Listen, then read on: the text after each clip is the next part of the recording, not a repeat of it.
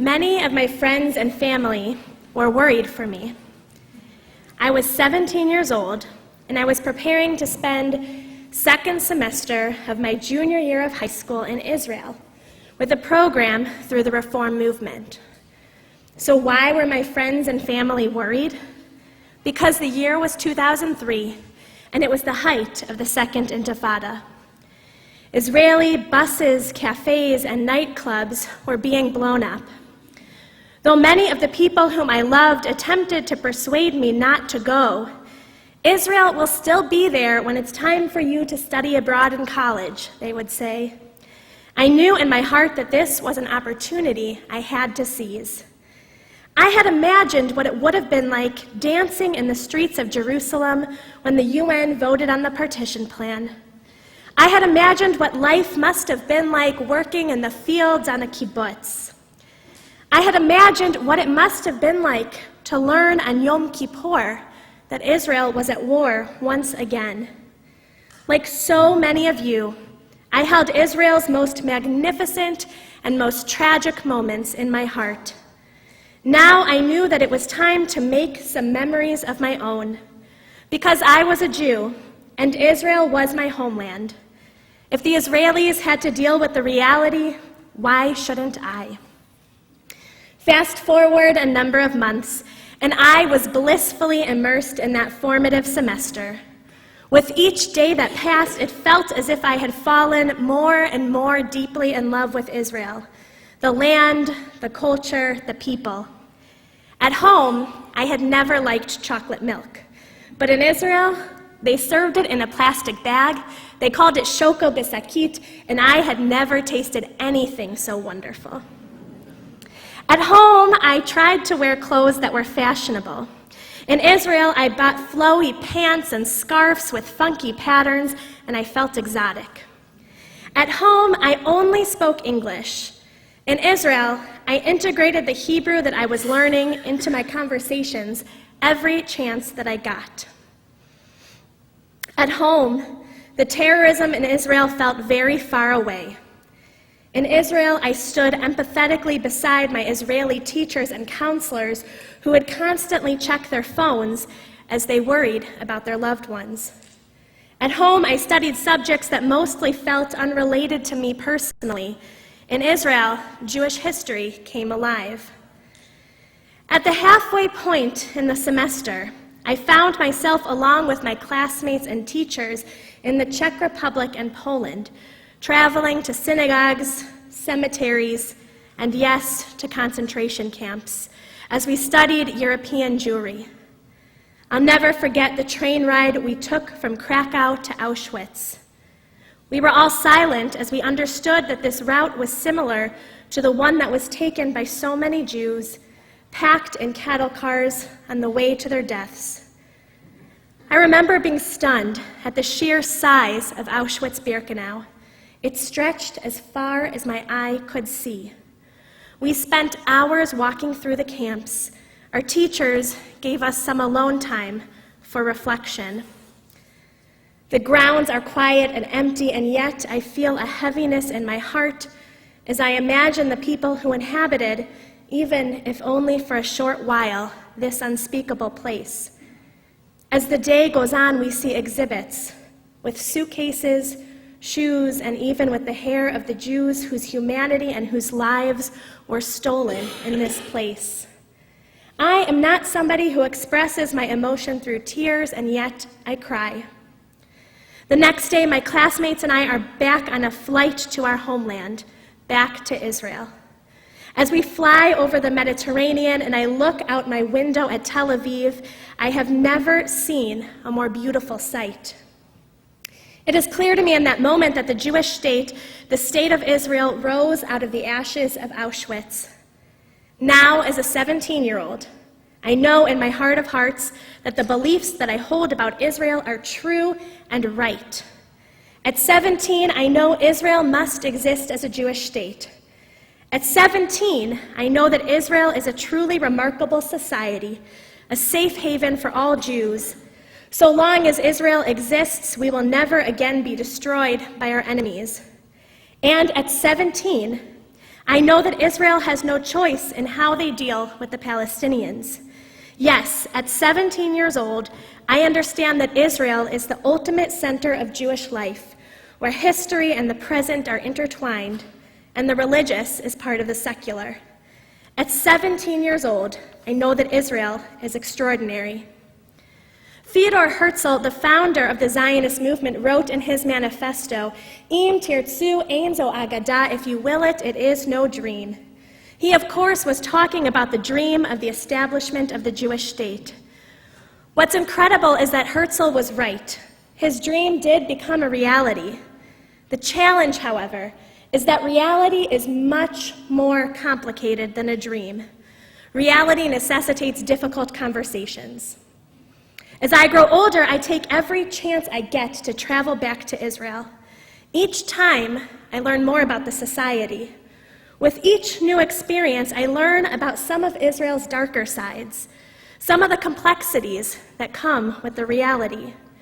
The things that I once knew as a young 17-year-old are replaced with doubts, questions, and sometimes with more nuanced and complex beliefs. First, in a course on Jewish law in Israeli society at Hebrew University, I learn about the plight of women known as agunot, women whose husbands refuse to give them a divorce, and so legally they must remain married. This wreaks havoc on these women's lives in all kinds of ways, ranging from issues of custody to financial issues and everything in between. I find myself at the Kotel, the Western Wall on Rosh Chodesh, praying with my talit with a group of Reform, conservative, and modern Orthodox women. And I am spat on by a Haredi woman and yelled at by Haredi men who throw chairs over the mechitza, the separation between the men and the women's side. We are told that we are worse than the Nazis because we are killing Judaism. And the truth is, praying aloud with a talit in this Israel's holiest site is illegal for women. A number of years later, I participate in a program called Encounter, where I spend 24 hours in Bethlehem, a city in the West Bank. I stay at the home of a Palestinian family. They are hospitable and warm, truly lovely people. But when we say goodnight and I settle into their guest room, I can't sleep one wink. I can't sleep because I'm literally freezing cold. I find out that night that electricity is rationed in the West Bank, unlike in my apartment in West Jerusalem, where I am free to crank up the air or the heat. Reality is much more complicated than a dream. Though I never question Israel's right to exist, I am now not sure about some of the other beliefs that I held, beliefs that I once knew in my core were true and right.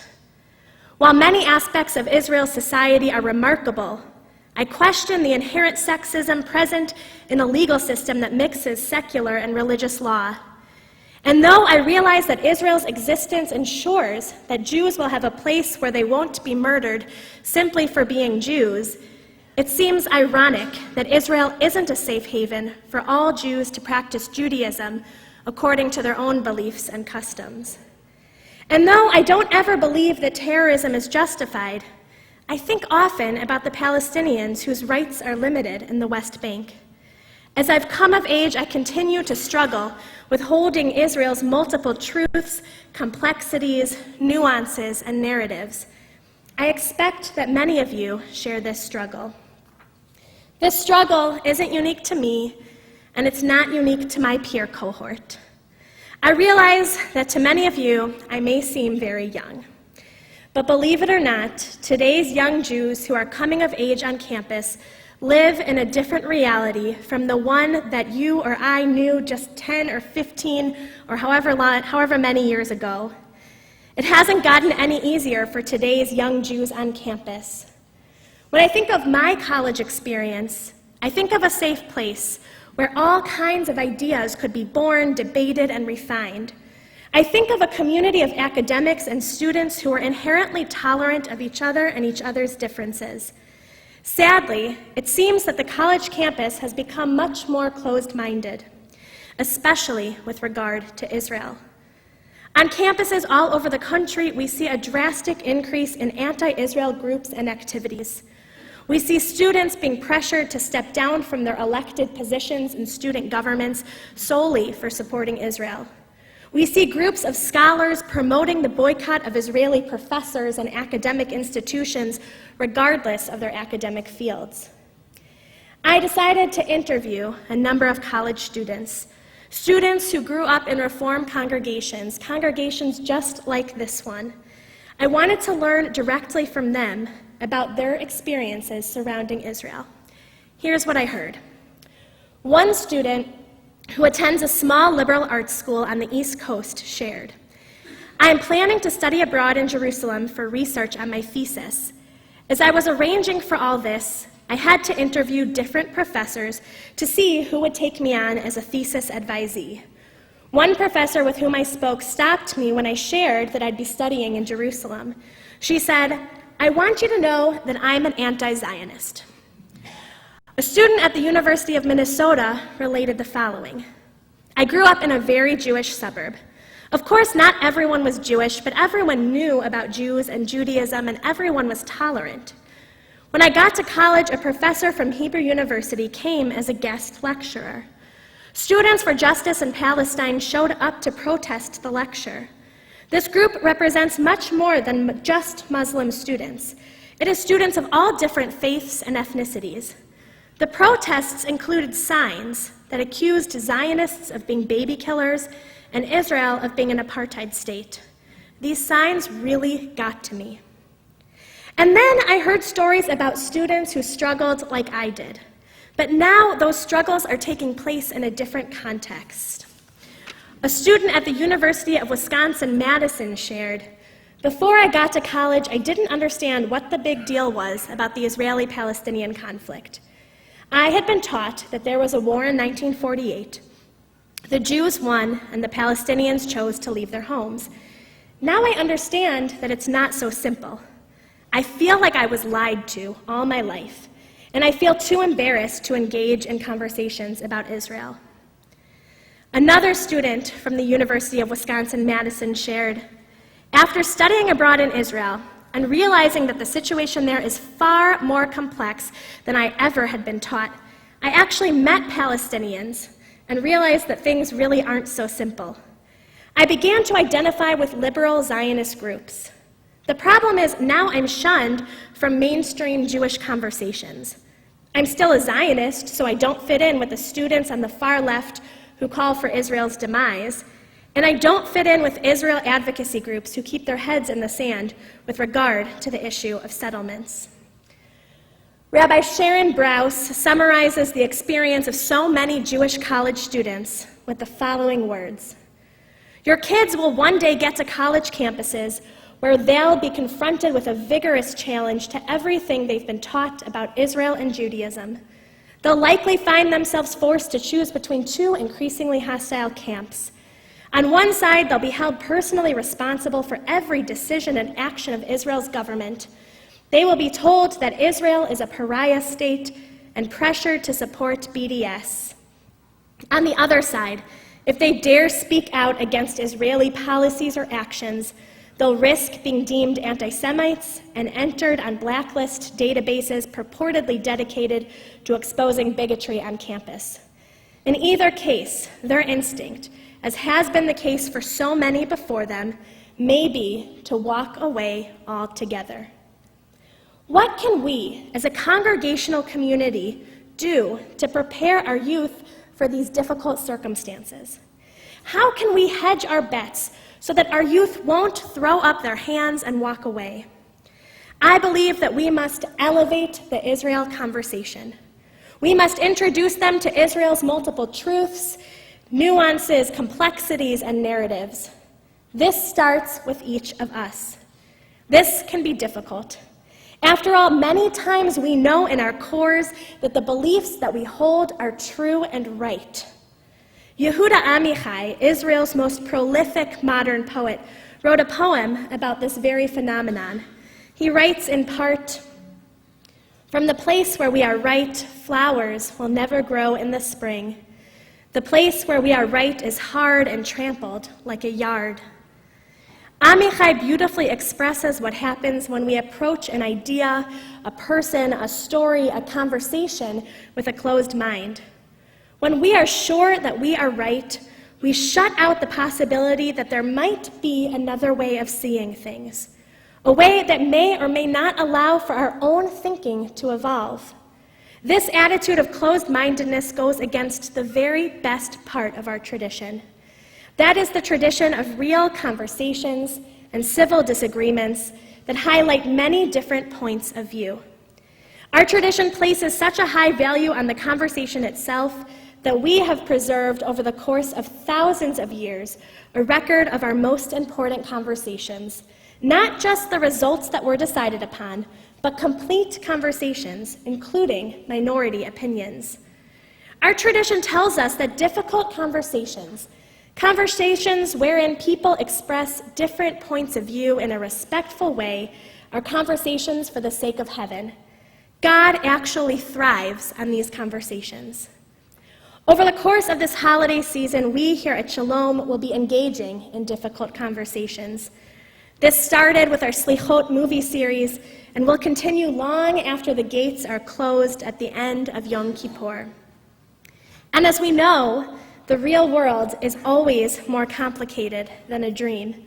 And so we must engage in difficult conversations, in real conversations for the sake of heaven about Israel.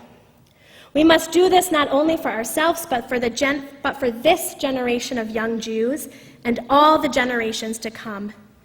Because all too often in the Jewish community, when Israel is the topic, many of us feel that we have to censor our thoughts, our beliefs, and even our questions and doubts. This doesn't only go against Jewish values, but it's proving to be detrimental to the relationship that the Jewish youth of today and tomorrow have with Israel.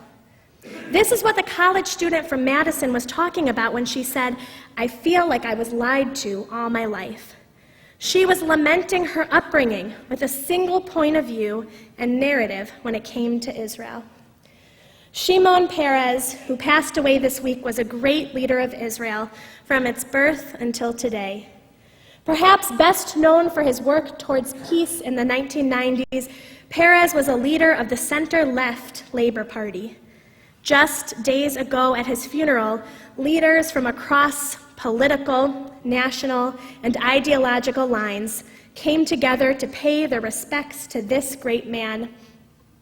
Prime Minister Netanyahu, the leader of the center-right political party, and Peres's political foe, to be sure, shared the following words as he eulogized Mr. Peres. "We went back and forth for hours, flinging arguments at one another.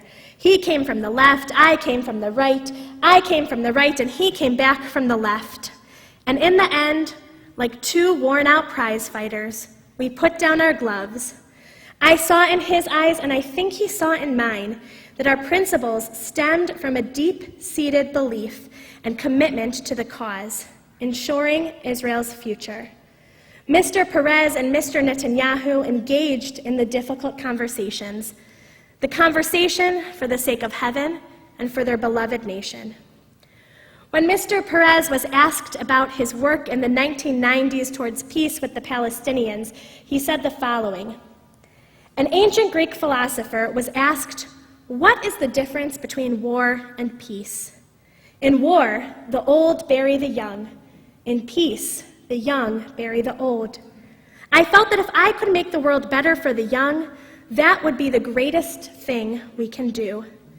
Perhaps the most tragic part of the passing of Shimon Peres is that he died before peace could be actualized in Israel.